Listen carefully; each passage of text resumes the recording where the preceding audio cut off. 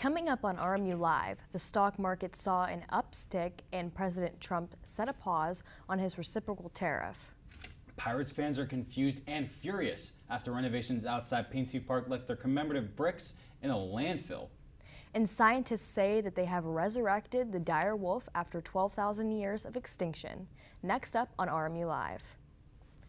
Welcome to RMU Live. Today is Friday, April 11th. I'm Isabella Harris. And I am Brett Magulik. Ever since President Trump has returned to office, the stock market has been constantly shifting. Caden Hyde is here to break down the current state of the stock market. Good afternoon, everyone. I'm Caden Hyde, and I'm here to give you the latest stock market developments and international trade developments. Let's start with the stock market. Thursday, the Dow Jones Industrial Average surged over 2,900 points, marking a significant rebound after recent declines. And the S&P 500 and the NASDAQ also experienced substantial gains, rising 9.5% and 12% respectively.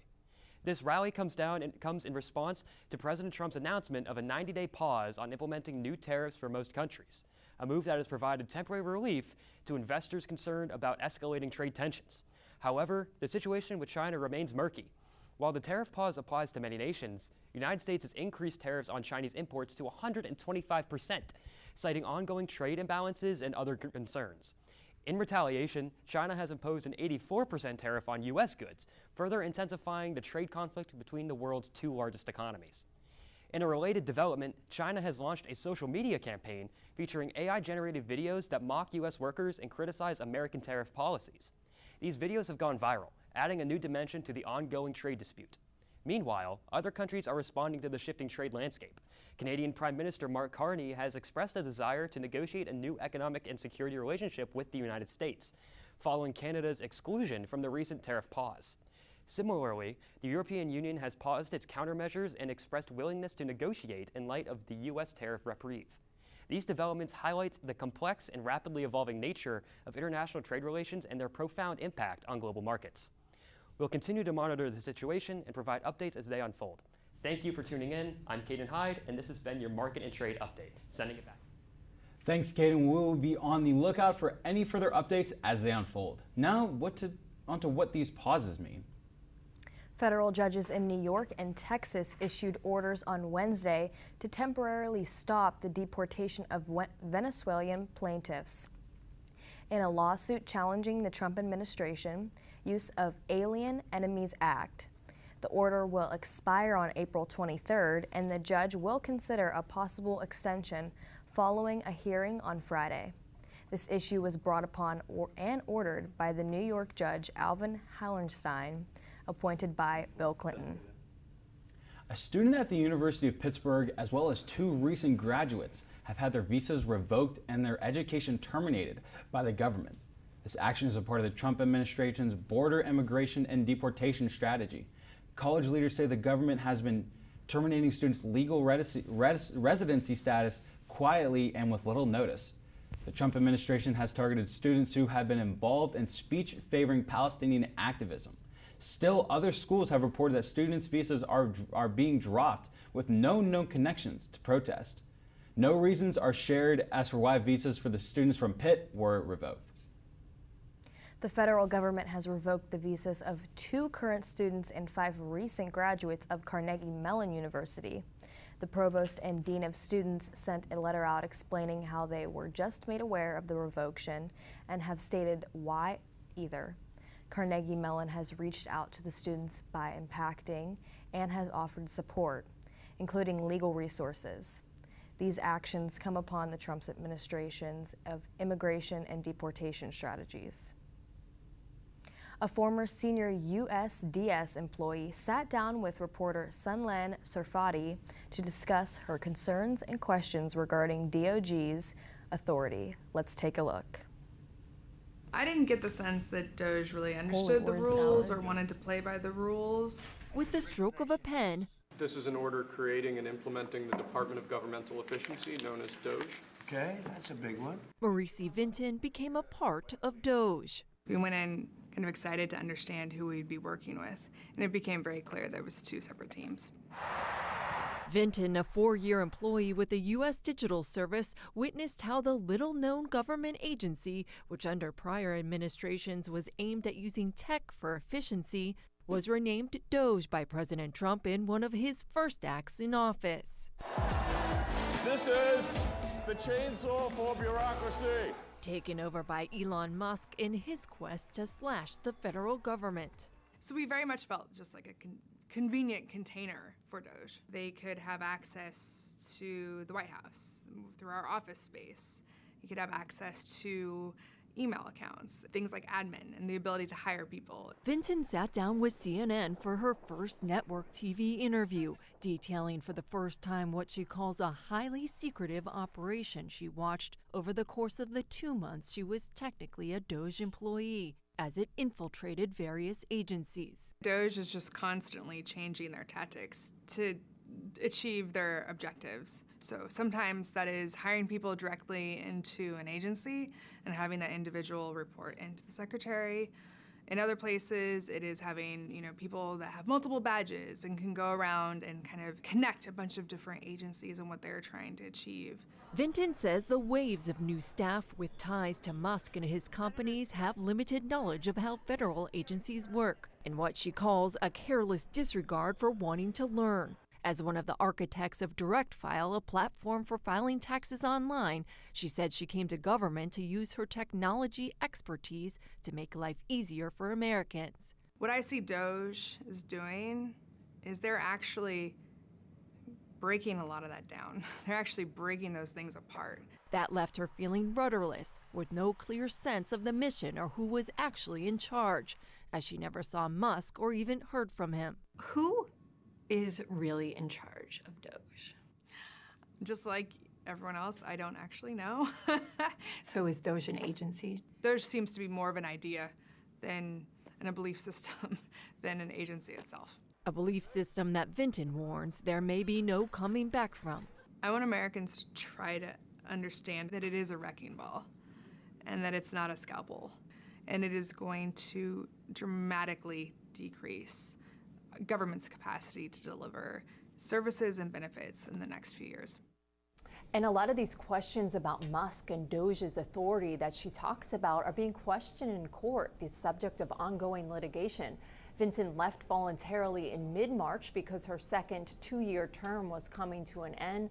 CNN reached out to Doge about what she told us, but did not receive a response. Sunlin Sarfati, CNN, Washington. Thanks, Sunlin. We will see in the upcoming months how Doge will respond to these accusations. The Trump administration is freezing almost $2 billion in total from 2 universities. Over $1 billion in funding has been stripped away from Cornell University, and $790 million from Northwestern University has been frozen as well. A Trump administration official responded to the big money freezing, saying, quote, "The money was frozen in connection with several ongoing, credible, and concerning Title IX investigations," end quote. These 2 universities are not the only 2 in a money dispute, however. Harvard, Brown, and Princeton University have all been notified by the federal government, being warned about potential funds being frozen. No action has been taken on those 3 as of right now. A DMV in Bridgeville is being described as, quote, madhouse and complete chaos, end quote. After waiting 4+ hours, many are being turned away for providing improper documents when they are trying to obtain IDs. PennDOT is adding Monday hours next month to help alleviate long waiting times. While trying to obtain or renew new IDs, some are also trying to get plates and not being able to grab those either. This week has been a miserable one as far as weather goes. Just rain, rain, and more rain. So let's see what Bethany Nahn has to say about the weather for today. Hello everyone, I am Bethany Nahn, your weather woman for today. And let's look at today's forecast. It's going to be a high of 47 with a low of 39. Humidity is going to be 79% and chance of precipitation is going to be 18. And on to our hourly, it's going to be at 3 p.m. 46, and then 6 p.m. is going to be 46 once again, and then 9 p.m. is going to be 44. And stay tuned, I'll be right back. Thanks, Bethany. We will check back with Bethany later on the show to check out the rest of the forecast. A family aboard a helicopter crashes at a popular vacation spot. and over 200 have been found dead at a nightclub, including a former Pittsburgh Pirate. Don't go away, we'll be back in a few short minutes.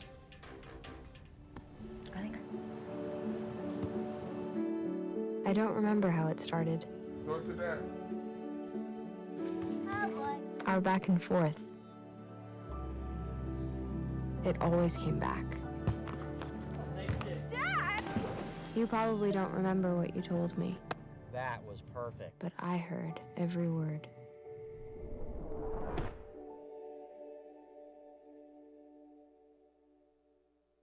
There's so many rewards in life. You coming into our home was one of the greatest rewards we could have ever had. You know, it took 20 years and I got my third child who was 17 at the time.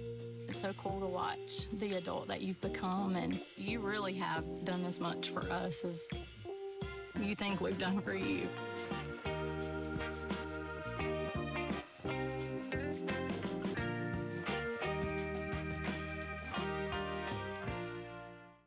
Most of my family, they never graduated high school or even let alone go to college, so I'm trying to break that barrier. Every day after work, went straight to school, studied hard, and it paid off. I could not have done it alone. I see the future is really bright for me. The high school diploma is just added to the confidence, and now I feel unstoppable. Find free adult education classes near you at finishyourdiploma.org. You told me not to talk to strangers. You told me not to cross the street without looking both ways. You told me not to touch the stove. You told me not to do drugs. You told me not to drink and drive. You gave me so many messages about how to stay safe. Why didn't you keep me safe by properly storing your gun?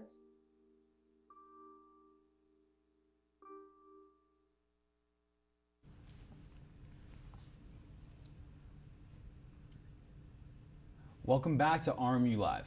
A severe helicopter crash occurred mid-afternoon yesterday in New York City.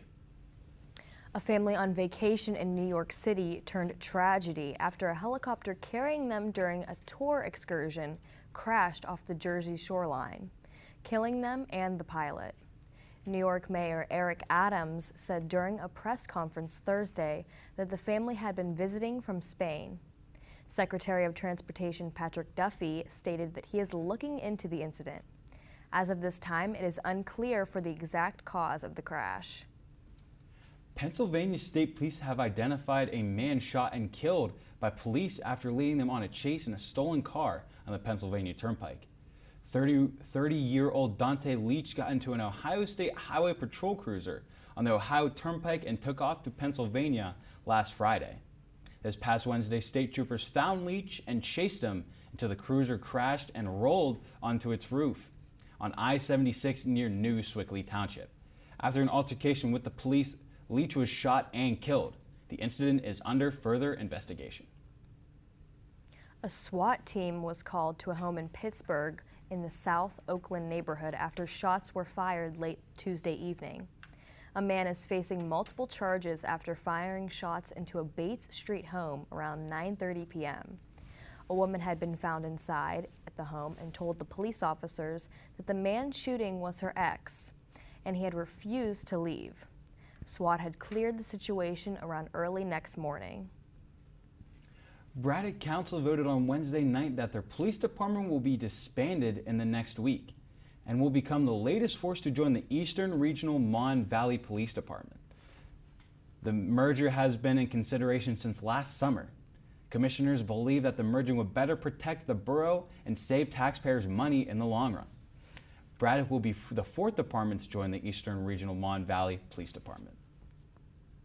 Pirates fans are outraged after they found their commemorative bricks in a landfill. Reporter Melina Caniff sat down with longtime Pittsburgh native and Pirates journalist John Parada. Oftentimes, not every day, Prado. but Oh my God, it's oftentimes over the course of the season, if I walked by, I would stop and look at the brick and think of my dad, and kind of felt like he was with me there at the ballpark when it was there. And unfortunately, it's not there anymore. This is John Prado, and he's written for the Pittsburgh Pirates as a journalist for 20 years now. His love for the game stemmed all the way back from his dad, taking him to games when he was young. Now, that legacy is temporarily gone. I heard they were going to dig them up in the after the end of last season, and there was sidewalk work that needed to be done outside of PNC Park. It had been the original sidewalks that have been there since the stadium opened in 2001, and there had been cracks and things developing in the sidewalks. But I didn't think that they would just dig the bricks up and throw them in a landfill or a recycle center, whatever it is. The news came to him shockingly and saw on the TV that they had found the bricks in Westmoreland County, not knowing what was going to happen with them or why they were there, but only finding out because he was sitting on his couch watching the news. I know it's happened a couple other times, but you know, when it's your own father's memory laying there in a dumpster, it hits close to home. Fans and other people that have bricks just like John are also outraged, looking for answers and not seeming to get any. I mean, just to discard them like that and to say, well, we're going to replace them, but then when you ask for, well, what is the plan to replace them, they won't give you an answer. So it tells me they don't really have a plan yet, and they're scrambling to figure something out. The Pittsburgh Pirates have already seen a lot of steam coming from the fan base from the start of the season on their gameplay and things like that. But this took it to a whole nother level.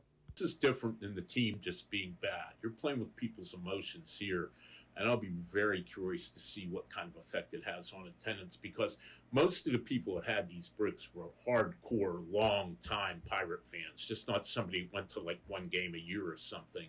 So, you know, when you alienate the hardest core of your fan base, it's going to be interesting to see how this plays out. We will keep you updated as the story continues to unfold. For RMU Live, I'm Melina Kneff. Thank you, Melina.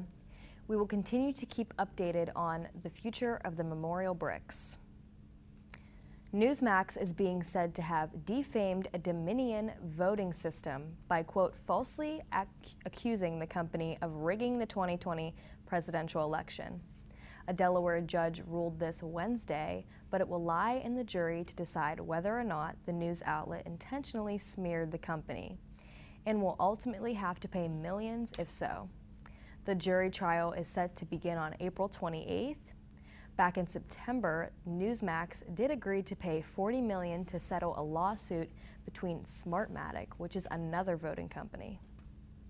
Authorities in the Dominican Republic have ended their rescue search and shifted over to a recovery mission following a roof collapse at a nightclub on Tuesday, which left more than 200 people dead, including former Pittsburgh Pirate Octavio Dotel. The incident during the early hours of Tuesday morning at the Jet Set nightclub have sent people in shock, and authorities have declared 3 days of mourning in the wake of the disaster. The majority of bodies recovered were female and are still being identified. The death toll had risen to 221 as of yesterday, as well as 184 survivors have been rescued from the rubble of the nightclub. 2 local teenagers are being considered heroes after they saved a man from his car after flames began to engulf it. Mike Christ and his stepbrother Austin Travis were driving with their mother when they noticed a car along a median on I-79 by the Butler County exit, with flames forming underneath the vehicle. The 2 boys said they didn't think twice to not immediately run over and help the man. The driver's legs were badly burned and was transported to the hospital. The fire was caused when his cigarette fell to the floor in his car and he tried to reach it and pull it out. Have you been trying to stay up to date on everything going on, with tariff news, to records being broken, to local tragedies? RMUCenturyMedia.com is your go-to outlet for news, art, entertainment, and sports. We have all the latest campus news and more. Whenever we return on RMU Live, the Colonial Crazies are still on fire and the team is making their presence known in their conference. Kennywood opening day is tomorrow. Are you going to need a jacket or your rain gear? We will be back soon. Bring it.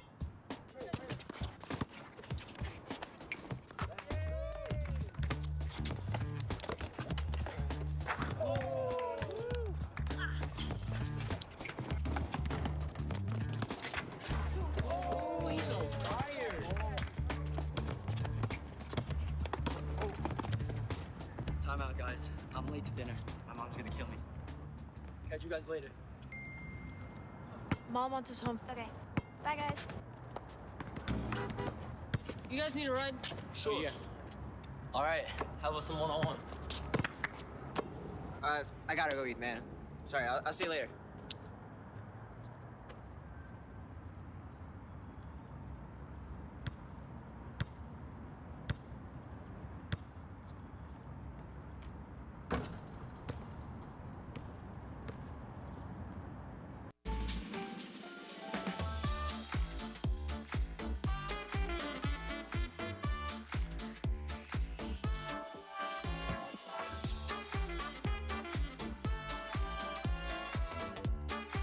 Before we celebrate the freedom most Americans have, we must fight for the freedom all Americans deserve. Because all lives can't matter until Black lives matter. When I was your age, I was just like you, fascinated by stars.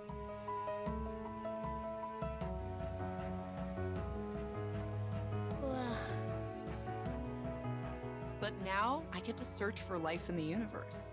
And who knows, maybe life is looking for us too. So we're like aliens to them? Yeah. Does anyone want to be a scientist now? I do. Awesome. We need more girls in STEM. Maybe we can find aliens. Welcome back to RMU Live. RMU sports have been doing very well this spring.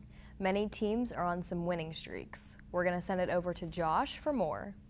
Thanks, guys. Week after week, I make my appearance on here and talk about the success that the Robert Morris Colonials have found this season, and it continues as both men's lacrosse and softball have continued their dominant runs. Both teams' seasons are starting to hit their toughest stretches as the academic year is winding down, but neither have backed down from the challenge as of yet. To start with a splash, we'll go to softball, who coming off a series sweep against NKU last week, which saw freshman phenom Mary Brandt hit 2 walk-off runs, continued their great form against Youngstown. The Colonials battered the Penguins in Game 1 of 2 on Wednesday, scoring 11 runs and only giving up 3. The Colonials would fall in Game 2 by a score of 7-4, but bounced back nicely and won 10-1 Thursday evening. There will be plenty of time to show support to the team when they return for an 8-game homestand starting tomorrow against Detroit Mercy. First pitch is scheduled for 2 p.m. Moving to men's lacrosse, who continued their dominance over the NEC after a shaky start to a season where there was doubt over the team. Craig McDonald has returned to form in conference and hasn't lost a game since their return to the NEC. Their 13-9 win over LIU meant the Colonials rose to a record of 4-0 and sit tied atop of the NEC. Next up is a noontime match against VMI, the third-place team in the conference. You can catch the game tomorrow at Joe Walton Stadium. To turn to their female counterparts, the women's lacrosse team is back on the road after dropping 2 of their last games. The Colonials lost their first conference game this season against Central Michigan before welcoming Pitt to the Joe, where the Panthers dominated, beating the team by a score of 15-4. They'll look to get back on track against Detroit Mercy in Michigan tomorrow at 3 p.m. Now let's jump into the city for some Pittsburgh sports, starting with the Penguins, who are in New Jersey tonight for a matchup against the Devils. While the team will officially not be in the postseason for the 3rd consecutive year, they have shown some bright spots recently and will look to continue their good form against the playoff-bound Devils. Puck drop is scheduled for 7 p.m. The Pirates are also back after a day off yesterday, now in Cincinnati for an away series against the Reds. First pitch is scheduled for them at 6:40 this evening. While the school year may be winding down, there is still plenty of sports to look forward to here and off campus. Check out next week for more updates on all these teams and more. Back to Brett and Isabella. Thanks, Josh. We hope all the teams continue to have their success in their upcoming games. Unfortunately, cloudy and chilly is on the docket for the rest of the day today. What will it look like tomorrow and all of next week? Let's send it back to Bethany for more weather forecast.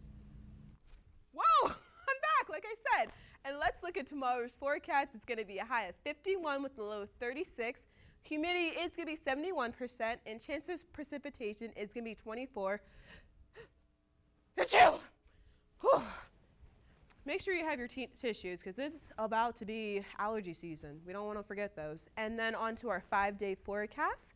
It's going to be a high of 60 with a low of 47, partially cloudy on Sunday. Monday is going to be a high of 73 with a low of 47, but it's going to be raining just when we thought summer was about to come. On Tuesday, it's going to be partially cloudy with a high of 49 with a low of 36, so make sure you have your bring your little jackets because it's going to be a chilly one. And on Wednesday, it's going to be a high of 51 with a low of 32. It's going to be raining, so make sure you got those umbrellas, ladies and gentlemen. Don't forget those. And then Thursday is going to be partially cloudy with a high of 60 with the low of 41. And summer might be coming back up. And we're going to be sending it right back to the desk. See y'all next week. Thanks, Bethany. Summer will eventually come. Well, hopefully. You never really know with Pittsburgh.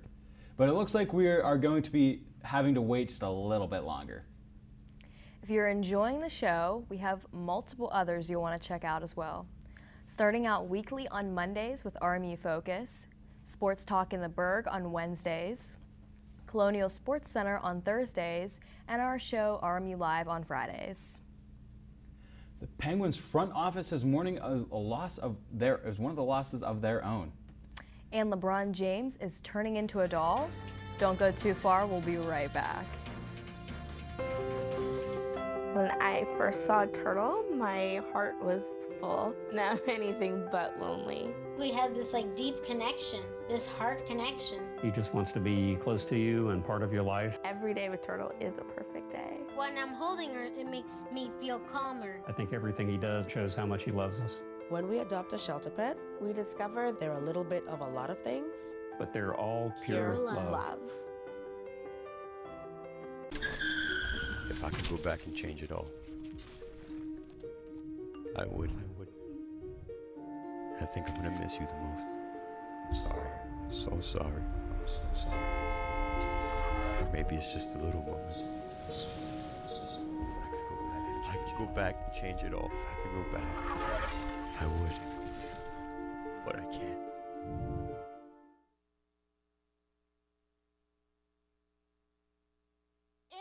There was an old woman who lived in a shoe. She had so many children, she didn't know what to do.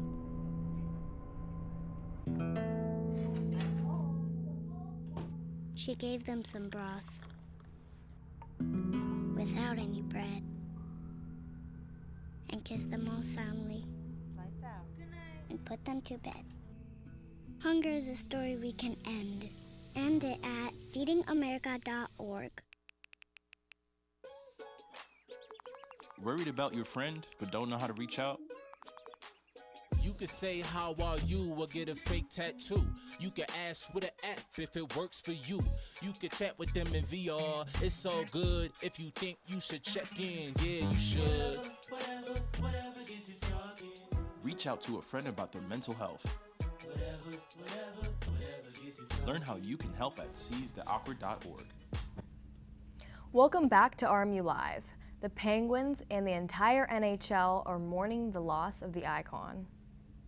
Longtime NHL and former Penguins general manager Ray Shero has passed away at 62 years old. Shero had a 30-year tenure in the NHL, and during that time he served as the Penguins general manager from 2006 to 2014, highlighted by a Stanley Cup championship with the team in 2009 and winning NHL's Manager of the Year in 2013. Following his tenure with the Penguins, Shero would serve as the GM for the New Jersey Devils for 5 years. Up until 2020, the Penguins released a statement on X regarding the passing of Shero, saying, quote, "The Penguins organization joins the family, friends, and colleagues of former Penguins general manager Ray Shero as we mourn his passing," end quote. A species of wolf that had been extinct for more than 12,500 years is currently living as the world's first de-extinction animal. Scientists from a Dallas biotech company were able to recreate 3 dire wolf pups from, quote, ancient DNA cloning and gene editing technology, end quote. The extinct wolf was the inspiration for the frightening canine shown in the HBO series Game of Thrones. The wolves were a top predator in North America at one point. These scientists have taken proper precautions to prevent any genetic consequences from using the de-extinction. LeBron James has obviously made his impact on the basketball court, but he's continuing to do it off the court as well. The Barbie doll brand has turned a legendary NBA player to a Ken doll. The doll has been created to be part of the Barbie signature Ken Ambassadors collection. The collection celebrates influential males who have, quote, created a positive change and contributing to a better world for all, end quote. The doll will be available in most stores starting April 14th with a price of $75. Thank you for watching RMU Live. We hope you have a great weekend. Thank you for watching. What the